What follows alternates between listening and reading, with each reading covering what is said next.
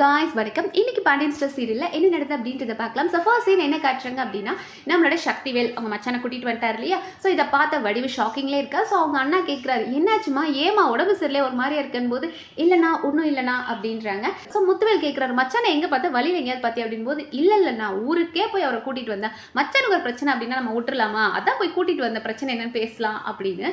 So இவங்க எல்லாரும் என்னடா பண்ணுறது அப்படின்னு யோசிச்சுட்டு இருக்காங்க.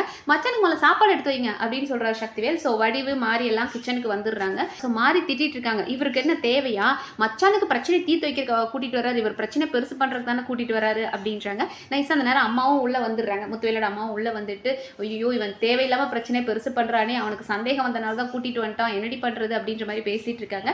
பட் இந்த இடத்துல வடிவு ரொம்ப ஸ்ட்ராங்கா இருக்காங்க. நான் வந்து கொடுத்த நகையை நான் சொல்ல மாட்டேன், நீங்களும் சரி நான் ராஜிக்கு தான் இந்த நகையை கொடுத்தேன்றதை சொல்லாதீங்க, பிரச்சனை எப்படி வந்தாலும் பரவாயில்ல, நான் ராஜிக்கு இந்த நகையை கொடுத்தேன்றது மட்டும் தெரியக்கூடாது அப்படின்றத மாறிக்கிட்டையும் அம்மா கிட்டையும் ஸ்ட்ராங்கா சொல்லிடுறாங்க.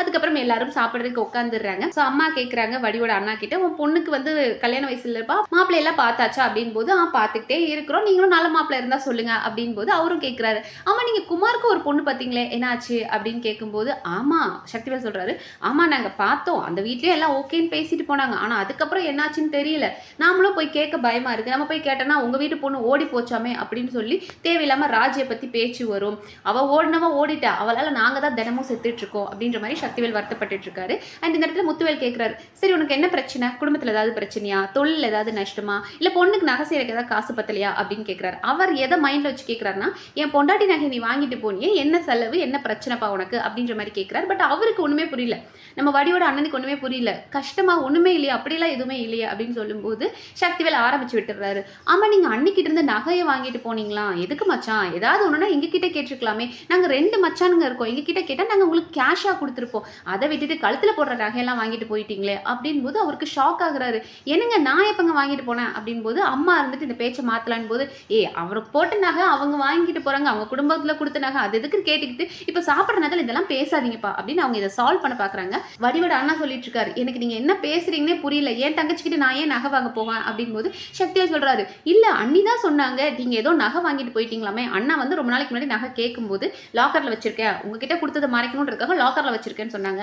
அப்புறம் அண்ணன் ரொம்ப ஸ்ட்ரெஸ் பண்ணி கேட்டதுக்கு அப்புறம் இல்ல நான் எங்க அண்ணன்ட்ட கொடுத்துருக்கேன்னு சொன்னாங்க, ஸோ நீங்க தானே மச்சான் வச்சிருக்கீங்க அப்படின்னு கேட்கும்போது, ஏங்க நீங்க என்னை பத்தி என்ன நினைச்சுக்கிட்டு இருக்கீங்க, என் தங்கச்சிக்கு போட்ட நகை நான் ஏங்க வாங்க போறோம், அதுவும் அவ கல்யாணத்துக்கு போட்ட நகையே இத்தனை வருஷம் கழிச்சு நான் ஏன் வாங்க போறேன், அப்படியே எனக்கு ஒரு கஷ்டம்னாலும் என் தங்கச்சி கிட்ட வந்து நான் வாங்க மாட்டேன், அவளுக்காக நான் நிறைய செய்வேன், நான் தான் ஒவ்வொரு ஃபங்க்ஷனுக்கும் அவளுக்கு செஞ்சிருக்கேனே தவிர அவகிட்ட இருந்து வாங்க மாட்டேன், அவ்வளோ அசிங்கமானவன் நான் கிடையாது, ஸோ இதை நீங்க தெரிஞ்சுக்கணும், இதை விசாரணை பண்றதுக்காக தான் என்ன ஊர்ல இருந்து கூட்டிட்டு வந்து அசிங்கப்படுத்துறீங்களா அப்படின்றாங்க. பட் சக்திவேல் சொல்றாரு, மச்சான் நாங்க பண்ணல, அண்ணி சொன்னதை தான் கேட்கிறோம் அப்படிங்கும்போது அவர் வந்து வடிவு கிட்ட கேட்கிறாரு, அம்மா உனக்கு இந்த குடும்பத்துல சொல்ல முடியாத அளவுக்கு ஒரு பிரச்சனை இருந்ததுன்னா நீ அண்ணன் கிட்ட சொல்லியிருந்தா அண்ணன் உனக்கு ஹெல்ப் பண்ணிருப்ப, அதை விட்டுட்டு இப்படி நீ வந்து என்கிட்ட கொடுத்துட்டேன்னு சொல்லி இவங்க என்ன கூப்பிட்டு வச்சு இப்படி அசிங்கப்படுத்துற மாதிரி நடந்துட்டே, ஏமா அப்படி பண்ற அப்படின்னு சொல்லிட்டு அவர் சாப்பிடாமலே கோச்சிட்டு போயிடுறாரு. சோ இந்த இடத்துல முத்துவேல் செம்ம டென்ஷன்ல இருக்காரு. அப்ப நீ என்கிட்ட போய் சொல்லியிருக்க, லாக்கர்ல வச்சிருக்கேன்னு அண்ணன் கிட்ட கொடுத்துருக்கேன்னு, இப்ப அதுவும் கிடையாது, அப்ப உண்மை என்னன்னு சொல்லு, உண்மையை நீ சொல்லலாம், எனக்கு உன்னை கொல்ற அளவுக்கு கோவம் வருது அப்படின்னு சொல்லிட்டு அடிக்க வராரு. சோ மாறி இந்த இடத்துல தடுக்கிறாங்க, மாமா மாமா அடிக்காதீங்க அப்படின் போது சக்திவேல் வந்து பிடிக்கிறாரு. அண்ணனும் அண்ணியும் பேசிட்டு இருக்காங்க, உனக்கு என்ன அப்படின்னு சொல்றாரு.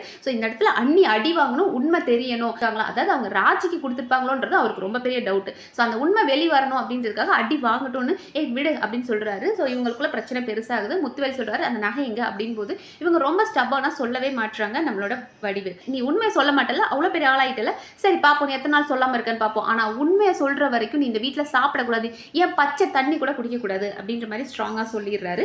அண்ட் அடுத்த சீன்ல என்ன காட்டுறாங்க அப்படின்னா, நம்மளோட மீனா அண்ட் செந்தில். ஸோ செந்தில் ஆர்வமா எதையோ பார்த்துட்டு இருக்கார். மீனா போய் பார்க்குறாங்க, என்னன்னு பார்த்தா நிறைய கவர்மெண்ட் ஜாப் வேகன்சி இருந்தது, அதை பார்த்துட்டு இருக்கார். ஸோ எப்படியாவது எல்லா கவர்மெண்ட் ஜாபையும் வந்து அப்ளை பண்ணி எதுலையாவது உள்ள போயிடணும், எனக்கும் வேலை கிடைச்சிடணும், வெறித்தனமாக நான் படிக்க போகிறேன் அப்படின்றாரு. அண்ட் எனக்கு ஒரு வேலை கிடைச்சதுக்கு அப்புறம் அந்த அப்பாயின்மெண்ட் ஆர்டரை எடுத்துக்கிட்டு எங்கள் மாமனார் வீட்டுக்கு போய் அப்படியே உன்னையும் ரோலிங்கில் விட்டு பார்த்தீங்களா எனக்கு வேலை கிடைச்சிருச்சுன்னு காட்டணும் அப்படின்ற மாதிரி நம்ம செந்தில் சொல்லிட்டு இருக்கிறாரு. ஸோ மீனாவும் ஆமாடா கேட்க நல்லா தான் இருக்கு அப்படின்னு பேசிட்டு இருக்கும்போது அவரோட பர்ஸ் பார்க்குறாங்க. பர்ஸை ஓப்பன் பண்ணி பார்த்தா ஓட்டை இருக்கு, காசே இல்லை, இதெல்லாம் நீ மியூசியம்ல வை அப்படின்னு சொல்லிட்டு அவங்க ஒரு புது பர்ஸ் வாங்கி கொடுக்குறாங்க. ஸோ செந்திலுக்கு கஷ்டமா இருக்கு, நான் உனக்காக எதுவுமே செய்யல, நீ தானே எனக்கு இதை செய்யற அப்படின் போது, இங்க பாருங்க சார் இதுக்கு நீங்க வட்டியும் முதலுமா நீங்க வேலைக்கு போயிட்டு என்ன கொடுங்க அப்படின்ற மாதிரி மீனா சொல்றாங்க. ஸோ செந்தில் சொல்றாரு, நீ எல்லாம் அம்புட்டு நல்லப்பில்ல, உன்னெல்லாம் நல்லா எனக்கு ஒரு வேலை கிடைச்சு உன்னை அப்படியே கையில வச்சு நான் தாங்குவேன் அப்படின்றாங்க. ஸோ 2 பேரும் அவங்களோட லவ் ஃபீலிங்ஸ்ல பேசிட்டு இருக்காங்க.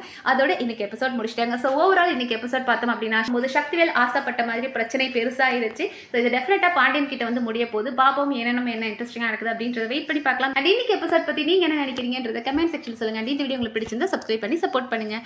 நன்றி.